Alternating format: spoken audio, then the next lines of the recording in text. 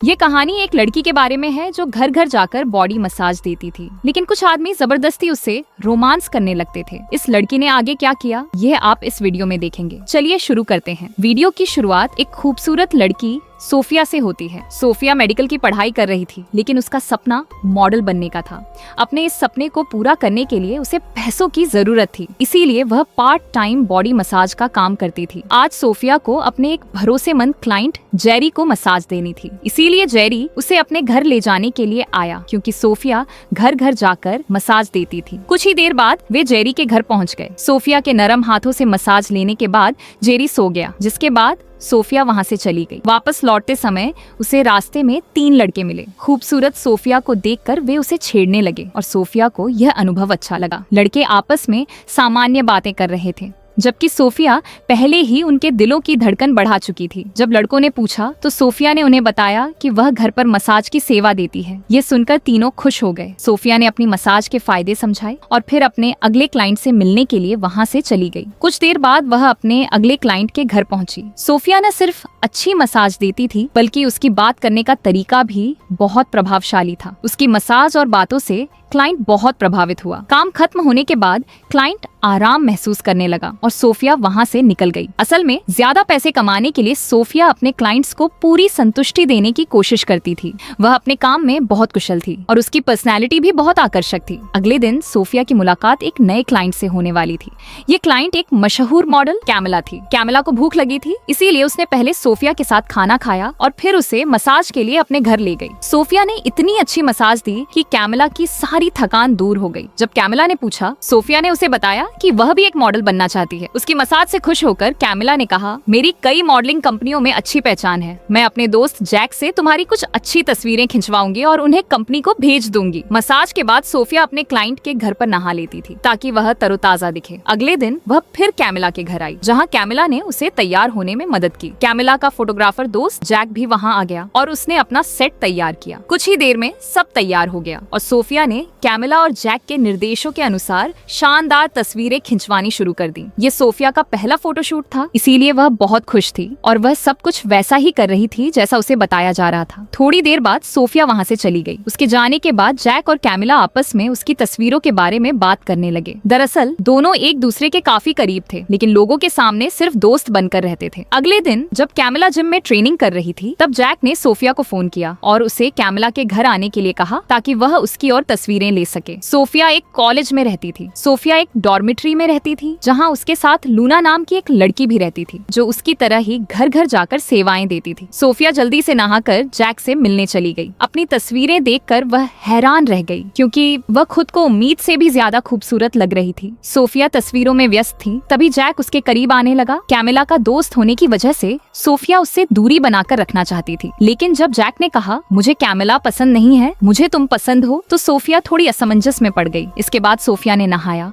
और जैक एक छुपे हुए कमरे में चला गया, जहां वह वीडियो देखने लगा। दरअसल पूरे घर में कैमरे लगे हुए थे और उसने पहले जो कुछ हुआ था उसे रिकॉर्ड कर लिया था। जब रात में कैमिला घर लौटी और उसने जैक को थका हुआ देखा, तो वह सीधे उस सीक्रेट रूम में गई। वहाँ वीडियो देखकर उसे सब समझ आ गया। असल में जैक और कैमिला ऐसे वीडियो बनाकर पैसे कमाते थे। अगले दिन कैमिला के कहने पर सोफिया उसके घर रहने के लिए आ गई। सबसे पहले उन्होंने साथ में नाश्ता किया और फिर तीनों सोफिया की तस्वीरें देखने लगे। कुछ समय बाद कैमिला की मुलाकात हेनरी नाम के एक बुजुर्ग व्यक्ति से हुई और उसने सोफिया की तस्वीरें और वीडियोस उसे बेच दी। इन वीडियो से उन्होंने अच्छी कमाई की, इसीलिए उन्होंने उस पैसे का कुछ हिस्सा सोफिया पर भी खर्च किया। इसी दौरान कैमिला ने सोफिया से कहा कि आज जैक का जन्मदिन है, इसीलिए रात को घर पर पार्टी होगी। जब वे लोग पार्टी की तैयारी कर रहे थे, तभी कुछ लोग उन पर नजर रख रहे थे। रात होते ही जैक की बर्थडे पार्टी शुरू हो गई। तीनों ने साथ में ड्रिंक की और खूब मस्ती की। पार्टी को और दिलचस्प बनाने के लिए उन्होंने गेम खेलना शुरू किया। जब जैक हारता तो उसे अपने ऊपर बर्फ रखनी पड़ती और जब सोफिया हारती तो उसे कैमिला को किस करना होता। कुछ समय बाद माहौल और ज्यादा मस्ती भरा हो गया और वे लोग अपनी ही दुनिया में खो गए। सोफिया उनकी दोस्ती से खुश थी, हालांकि उसे यह एहसास नहीं था कि उसके साथ फायदा उठाया जा रहा है। कुछ दिनों बाद जेरी सोफिया से मिलने आया। वह उसे अपने साथ घर ले जाना चाहता था, लेकिन सोफिया ने मना कर दिया क्योंकि उसकी परीक्षाएं आने वाली थी और वह पढ़ाई पर ध्यान देना चाहती थी। जब सोफिया वहाँ से चली गई तो जेरी के पास वही लोग आए जो कैमिला और सोफिया पर नजर रख रहे थे। जब जेरी ने उनसे पूछा, उन्होंने कहा, हम पुलिस हैं। जिन लोगों के साथ सोफिया इन दिनों काम कर रही है वे गलत वीडियो बनाकर बेचते हैं और हम उन्हें पकड़ना चाहते हैं।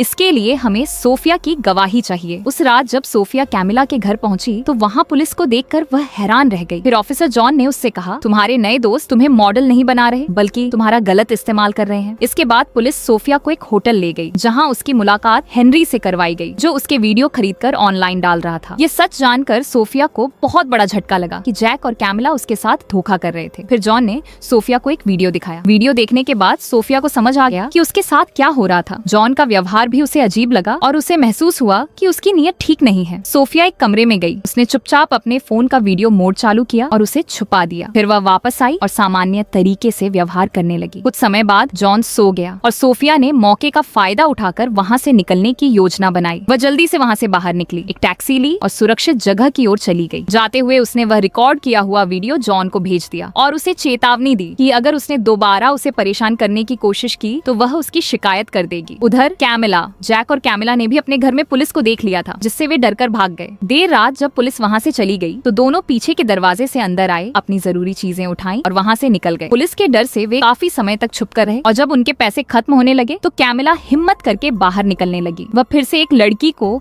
अपने जाल में फंसाने की कोशिश करने लगी जबकि सोफिया उस पर नजर रख रही थी। कैमिला को पता नहीं था कि अब सोफिया हर जगह उसका पीछा कर रही है। एक दिन जब कैमिला बाहर गई हुई थी तब सोफिया जैक से मिलने पहुंची। उसने ऐसा दिखाया जैसे उसे कुछ पता ही नहीं है, लेकिन शायद उसके मन में कोई योजना चल रही थी। अगले दिन जब वह कैमिला का पीछा करते हुए एक कैफे तक पहुंची तो वहाँ उसकी मुलाकात जॉन से हुई जो पहले से ही उस पर नजर रख रहा था। कुछ सोचने के बाद सोफिया ने उससे कहा, मैं तुम्हारी मदद करूंगी लेकिन तुम्हें इस केस से मेरा नाम साफ करना होगा और बदले में मैं तुम्हारा वीडियो डिलीट कर दूंगी। इसके बाद सोफिया ने अपनी दोस्त लूना की मदद ली। दोनों ने मिलकर कैमिला की सच्चाई रिकॉर्ड करने की योजना बनाई और जॉन भी इस प्लान का हिस्सा बन गया। जॉन कैमिला से वीडियो खरीदने के बहाने बात करता है जबकि लूना उन्हें छुपकर रिकॉर्ड करती है। फिर सोफिया वह वीडियो जॉन को दिखाती है ताकि वह आगे कार्रवाई कर सके, लेकिन वह वही वीडियो जैक को भी दिखाती है और उसे बताती है कि सोफिया ने जैक से कहा कि पुलिस को सब पता चल चुका है और वे कभी भी उसे सबूतों के साथ गिरफ्तार कर सकते हैं।